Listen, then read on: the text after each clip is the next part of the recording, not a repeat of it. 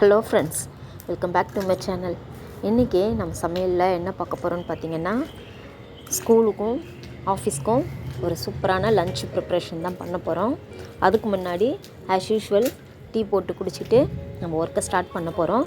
என்ன சமைக்க போகிறோன்னு பார்த்தீங்கன்னா, நெத்திலி மீன் வாங்கி க்ளீன் பண்ணி வச்சுருந்தேன். ஸோ அந்த நெத்திலி மீனை நல்லா மசாலாலாம் போட்டு ஃப்ரை பண்ணிவிட்டு அதுக்கப்புறமா கிள்ளி போட்ட சாம்பார் வச்சு தான் இன்றைக்கி ப்ரிப்ரேஷன் முடிக்க போகிறோம் ஃப்ரெண்ட்ஸ். லஞ்சுக்கு ஸ்கூலுக்கும் ஆஃபீஸ்க்கும் ரொம்ப சூப்பராகவே இருக்கும். ஸோ கண்டிப்பாக நான் சொல்கிற மாதிரி நீங்கள் ட்ரை பண்ணி பாருங்கள், கண்டிப்பாக நல்லாயிருக்கும். இப்போ வாங்க நம்ம டீ குடிச்சிட்டு நம்ம சமையல் வேலையை ஸ்டார்ட் பண்ணிடலாம். ஒவ்வொரு நாளும் ஒவ்வொரு குழம்பு வைக்கிறதுன்ட்டு ஒரே கன்ஃபியூஷனாக இருக்கும் இல்லைங்களா? அவங்களுக்கு இந்த மாதிரி ட்ரை பண்ணி பாருங்கள், ரொம்ப சூப்பராக இருக்கும். ஃபஸ்ட்டு நம்ம இந்த மாதிரி நெத்திலி மீனை க்ளீன் பண்ணி வச்சதை ஒரு பிளேட்டில் ட்ரான்ஸ்ஃபர் பண்ணிக்கலாம். நல்ல சூப்பரான, ரொம்ப குட்டியாகவும் இல்லாமல் மீடியம் சைஸாக இருக்கிற நெத்திலி மீன் தான் இது. அப்படியே நம்ம மசாலா போட்டு எண்ணெயில் பொரித்து எடுக்கும்போது ரொம்பவே டேஸ்ட்டாக இருக்கும். இந்த மாதிரி ட்ரை பண்ணி பாருங்கள் ஒரு தடவை. பாருங்கள் எவ்வளோ சூப்பராக இருக்குது நெத்திலி மீன், ஃப்ரெஷ்ஷாக இருந்துச்சு. இப்போ இந்த மீன் எல்லாத்தையுமே எடுத்து பிளேட்டில் வச்சாச்சு. இப்போ இதுக்கு மசாலா ரெடி பண்ணிடலாம். அந்த மீன்லேயே பார்த்திங்கன்னா தேவையான அளவுக்கு மிளகாய் பொடி போட்டுக்கலாம். காரத்துக்கு ஏற்ற மாதிரி நீங்கள் சேர்த்துக்கோங்க. நான் ஒரு 2 ஸ்பூன் அளவுக்கு நான் சேர்த்துக்கிட்டேன். உங்களுக்கு எவ்வளோ தேவையோ அதுக்கேற்ற மாதிரி நீங்கள் சேர்த்துக்கோங்க.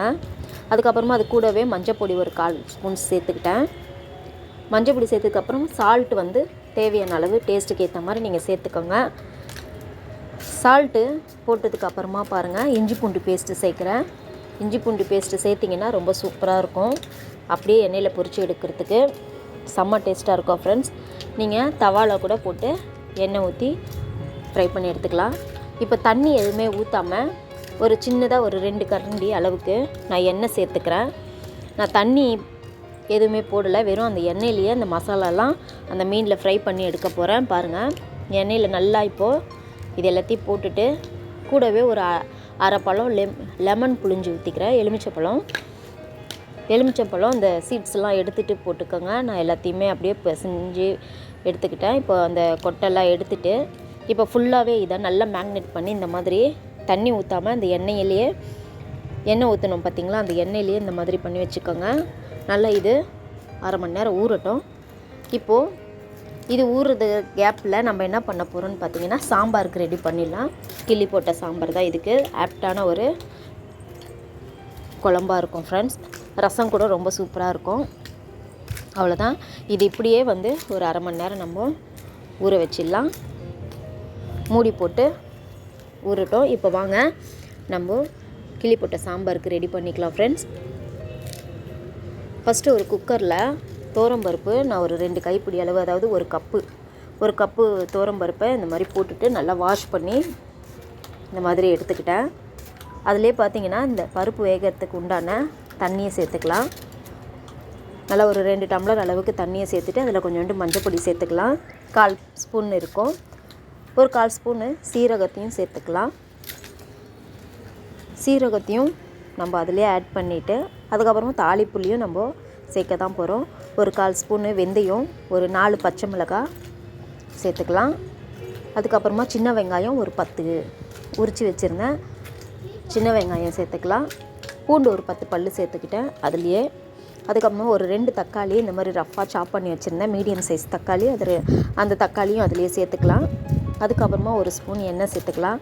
எண்ணெய் சேர்த்தோன்னா அந்த பொங்கி வராமல் குக்கருக்கு வெளியெல்லாம் வரும் பார்த்திங்களா, அந்த மாதிரி பொங்கி வராது. அதுக்கப்புறமா மெயினாக பார்த்திங்கன்னா பெருங்காயம் கட்டி சேர்த்துக்கிறேன். இது போட்டிங்கன்னா பருப்பு வேகும் போதே மனம் அவ்வளோ சூப்பராக இருக்கும். சாம்பாரோட வாசனை அவ்வளோ சூப்பராக இருக்கும் ஃப்ரெண்ட்ஸ். டேஸ்ட்டும் வந்து அடிச்சிக்க முடியாது, அந்தளவுக்கு டேஸ்ட்டாக இருக்கும். ஸோ உங்கள்கிட்ட கட்டி பெருங்காயம் இல்லைன்னா நீங்கள் தூள் பெருங்காயம் கூட நீங்கள் சேர்த்துக்கலாம். இப்போ ஒரு தடவை மிக்ஸ் பண்ணி விட்டுட்டு பாருங்கள், சாம்பார் பொடி சேர்த்துக்கிறேன். ஒரு ஸ்பூன் சாம்பார் பொடி சேர்த்துக்கலாம். சாம்பார் பொடி வந்து ஆப்ஷனல் தான், நீங்கள் வேணும்னா சேர்த்துக்கோங்க. பட் மிளகாய் சாம்பாருக்கு வந்து நான் சேர்த்துக்கிட்டது ஒரு ஸ்பூன் சேர்த்துப்பேன். கொஞ்சம் வந்து டேஸ்ட் இன்னும் கொஞ்சம் கூடுதலாக இருக்கும். இப்போது ஒரு கொதி நல்லா அந்த பருப்பு நல்லா ஒரு கொதி வந்ததுக்கப்புறமா நம்ம மூடி போட்டுட்டு குக்கரை ஒரு 3 விசில் வச்சு எடுத்துப்போம். இப்போ ஒரு பக்கம் குக்கரில் சாம்பார் ரெடி ஆகிட்டுருக்கு. இப்போ நம்ம ஆல்ரெடி மசாலா வந்து பொரிக்கிறதுக்காக மீன் மசாலாலாம் போட்டு வச்சுருந்தோம் பார்த்திங்களா. இப்போ அந்த மசாலாவை வறுக்க போகிறோம். இப்போ ஒரு பேனில் நல்லா எண்ணெய் ஊற்றிக்கலாம். எண்ணெய் கொஞ்சம் நல்லா தாராளமாகவே ஊற்றிட்டு இப்போ என்ன பண்ணலாம், ஒவ்வொன்றா அந்த மீன் ஃபுல்லாகவே எடுத்து இதில் ஸ்ப்ரெட் பண்ணி விட்டுக்கலாம். ஃபுல்லாக வந்து எல்லாமே போட்டுக்கிறேன். அப்படி இல்லை உங்களுக்கு நிறைய வந்து கடாயில் வந்து நிறைய எண்ணெய் ஊற்றி நீங்கள் பொரித்து எடுக்கிறதா இருந்தாலும் அந்த மாதிரி செய்யலாம். பட் நான் இந்த மாதிரி இன்றைக்கி செஞ்சுருக்கேன். தவாவில் நல்லா கொஞ்சம் எண்ணெயை நல்லா ஊற்றிட்டு ஒவ்வொரு மீனாக அதுலேயே எல்லாத்தையுமே போட்டுட்டு நல்லா 2 பக்கமும் திருப்பி விட்டுட்டு ஃப்ரை பண்ணி எடுத்துக்கிட்டேன். கொஞ்சம் சிம்மில் வச்சிங்கன்னா நல்லா கிறிஸ்பியாக கிடைக்கும். மீன் நல்லா மொறுமொறுன்னு நல்லாயிருக்கும். நம்ம 65லாம் சாப்பிடுவோம் பார்த்திங்களா, அந்த மாதிரி ஒரு டேஸ்ட் இருக்கும். இப்போ 2 பக்கமும் நல்லா பொரித்து எடுத்துகிட்டு பாருங்கள் எவ்வளோ கலர்ஃபுல்லாக சூப்பராக நெத்திலி மீன் ஃப்ரை ரெடி ஆகிடுச்சு. இப்போ மீதி இருக்கிற மீன் எல்லாமே நான் இதே மாதிரி தான் போட்டு எடுத்துக்க போகிறேன். நான் ஒரு 3 தடவை இந்த மாதிரி போட்டேன். மீன் வந்து காலி ஆகிடுச்சு, கரெக்டாக இருந்துச்சு. அவ்வளோதான். மீதி இருக்கிற இதுவும் பார்த்திங்கன்னா எண்ணெய் அதிலே போட்டுட்டு அதுக்கப்புறமா மேலேயே வந்து நான் எண்ணெய் ஊற்றிக்கிட்டேன். ஃபுல்லாக இதே மாதிரி எல்லா மீனையும் 2 தடவை 3 தடவை வந்து நான் போட்டு நல்லா ஃப்ரை பண்ணி எடுத்துட்டேன். அவ்வளோதான் ஃப்ரெண்ட்ஸ், இப்போது நெத்திலி மீன் ரெடி ஆகிடுச்சு. இப்போ பக்கத்து அடுப்பில் அதை மாற்றிட்டு நம்ம சாம்பார் தாளிச்சிக்கலாம். இப்போ பாருங்கள், இப்போ சாம்பார் தாளிக்கிறதுக்கு சின்ன கடாய் அடுப்பில் வச்சுட்டு எண்ணெய் சேர்த்துக்கிட்டேன். எண்ணெய் நல்லா சூடானதுக்கப்புறமா கடுகு 1 ஸ்பூன் சேர்த்துக்கிட்டேன். கடுகு உளுத்தம்பருப்பு சேர்த்துக்கலாம். கடுகு உளுத்தம்பருப்பு சேர்த்ததுக்கப்புறமா நல்லா பொரியிற ஸ்டேஜில் சீரகம் சேர்த்துக்கிட்டேன். ஒரு 1/4 ஸ்பூன் போதும், ஏன்னா ஆல்ரெடி பருப்புலேயும் சீரகம் போட்டிருக்கோம். அதனால் 1/4 ஸ்பூன் மட்டும் நான் சேர்த்துக்கிட்டேன். கடுகு 1 ஸ்பூன் சேர்த்துக்கிட்டேன். இப்போ இதெல்லாம் நல்லா பொரிஞ்சதுக்கப்புறமா பூண்டு வந்து தட்டி போட்டிருக்கேன் தோலோட. அந்த பூண்டு வந்து கொஞ்சம் பொன்னிறமாக வதங்குற வரைக்கும் வெயிட் பண்ணுவோம். அதுக்கப்புறமா ஒரு 3-4 காஞ்ச மிளகாவை எடுத்து நான் கிள்ளி போட்டிருக்கேன். உங்கள் காரத்துக்கு ஏற்ற மாதிரி போட்டுக்கோங்க. கருவேப்பிலை சேர்த்துக்கிட்டேன். இது நல்லா பொரிஞ்ச உடனே நம்ம இப்போ இந்த சாம்பாரில் தூக்கி ஊற்ற போகிறோம். நான் ஏன் காஞ்ச மிளகா கம்மியாக போட்டிருக்கேன்னா, ஆல்ரெடி அதில் பச்சை மிளகா சாம்பார் பொடி எல்லாமே போட்டிருக்கோம். அதனால தான் கம்மியாக போட்டேன். இப்போ இந்த பருப்பு வெந்துருச்சு நல்லா பாருங்கள். இப்போ இந்த தாளிப்பும் அதிலே எடுத்து கொட்டியாச்சு. இதுக்கப்புறமா கொஞ்சோண்டு புளி வந்து கரைச்சி ஊற்றிக்கலாம். ஏன்னா மத்தியானத்துக்கு கொடுத்து அனுப்புனதுனால புளி ஊற்றாமல் இருந்தால் சீக்கிரமாக கெட்டு போயிட வாய்ப்பு இருக்குது. ஏன்னா எப்போ சாப்பிடுவாங்கன்னு தெரியாது ஆஃபீஸில். அதனால் கொஞ்சம் தண்ணி எக்ஸ்ட்ரா சேர்த்துக்கலாம். புளியை கரைச்சி ஊற்றிட்டு ஒரே ஒரு கொதி வந்த உடனே நம்ம இறக்க போகிறோம். அவ்வளோதான் ஃப்ரெண்ட்ஸ், பாருங்கள் எவ்வளோ சூப்பரான மிளகிளி சாம்பார், கிளி போட்ட சாம்பார் எப்படி வேணாலும் சொல்லலாம். ஸோ சாம்பார் ரெடி ஆகிடுச்சி. சாம்பாருக்கு ஆப்டான நெத்திலி மீன் வறுவலும் ரெடி ஆகிடுச்சு ஃப்ரெண்ட்ஸ். அவ்வளோதான் ஃப்ரெண்ட்ஸ், இன்றைக்கி லன்ச் மெனு இவ்வளோ தான்.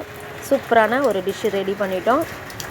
வீடியோ பிடிச்சிருந்தா லைக் பண்ணுங்கள், ஷேர் பண்ணுங்கள், கமெண்ட் பண்ணுங்கள், மறக்காமல் சப்ஸ்கிரைப் பண்ணிக்கோங்க.